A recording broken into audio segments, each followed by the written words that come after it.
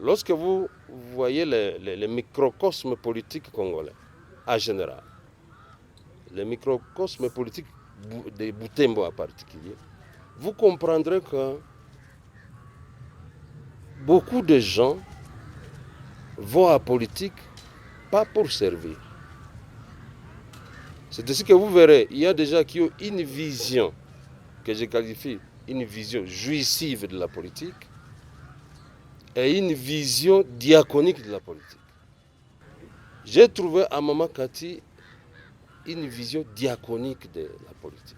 C'est-à-dire, elle aime servir, elle aime se priver de ce qu'elle est pour que d'autres soient satisfaits de ce qu'elle veut faire.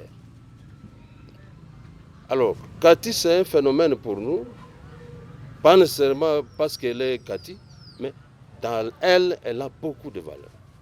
Quand vous vous entretenez avec Kati, vous sentez que vous avez à face de vous une femme intellectuelle. Ce qui m'a d'abord marqué pour la première fois, quand vous la rencontrez, immédiatement elle prend son carnet. Donc tout l'entretien que vous faites avec elle, elle prend note. Elle est capable de vous reproduire tout ce dont vous avez parlé à la minute qui suit. C'est une qualité. Donc, vous verrez d'autres. Je vais vraiment, vous allez me laisser peut-être m'exprimer un peu davantage. Ceux qui ont la vision jouissive de l'autorité, de la politique, si on peut le dire ainsi, c'est qu'ils viennent à politique pour chercher l'argent. Vous êtes suffisamment bien formé dans le secteur. On vient à politique pour être au service de la nation. D'ailleurs, la politique elle-même, elle est définie comme un art de diriger, un art de gérer la cité. Mais qu'est-ce que nous constatons? Les gens viennent parce qu'on dit non, il y a 21 000. Et vous verrez la plupart de ces gens-là, je n'accuse personne, vous verrez que quelqu'un est candidat. Le premier suppléant, c'est un cousin. Le deuxième suppléant, je ne sais pas c'est qui.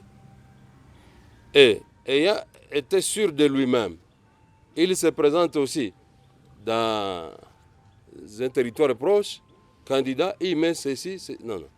De sorte que lui, il sait quand il arrive à Kinshasa, il sera directement ministre et il cède de la place à son cousin ou à sa femme. Non, nous devons éviter ce genre de pratiques.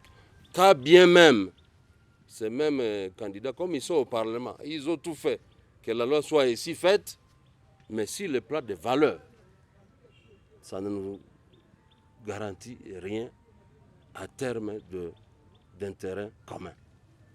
C'est que vous verrez Kati déjà, ce suppléant, vous verrez ce sont des gens qui n'ont rien à faire avec sa famille. Tout ça pour mettre tout le monde dans cette marmaille-là de la politique, pour aller de l'avant, pour amener tout le monde vers le devant. Vous allez poser, je vous donne un petit devoir, posez la question que chacun présente ses suppléants. Vous verrez, ils vont dire non, non, la loi n'interdit pas. Oui, la loi n'interdit pas, mais cette loi a été faite dans quelles conditions? Ce sont les mêmes politiques qui ont fait passer ces choses-là pour toujours seulement et qui se maintiennent à ce niveau-là. Alors nous qui sommes de la vision diaconique de la politique, où nous allons pour servir, généralement nous ne sommes pas nombreux.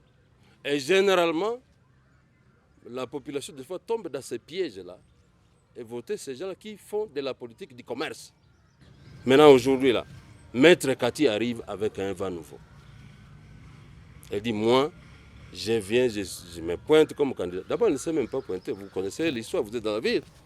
Ce sont les mamans qui se sont réunies. Ces mamans ont réuni la caution d'une manière symbolique. Et elles l'ont appelée. Elle a dit, ok, moi je me pointe. Et ces valeurs, c'est quoi? La défense des intérêts des mamans. Vous savez qu'aujourd'hui, la femme, sur le plan mondial, elle est en train d'être valablement considérée. Elle veut défendre ses valeurs, ce qui sont constitutionnelles. Donc, les genres n'est pas une question de raconteur. C'est la Constitution qui le prévoit, que la femme, elle aussi, a droit à jouir de ce que peut faire l'homme.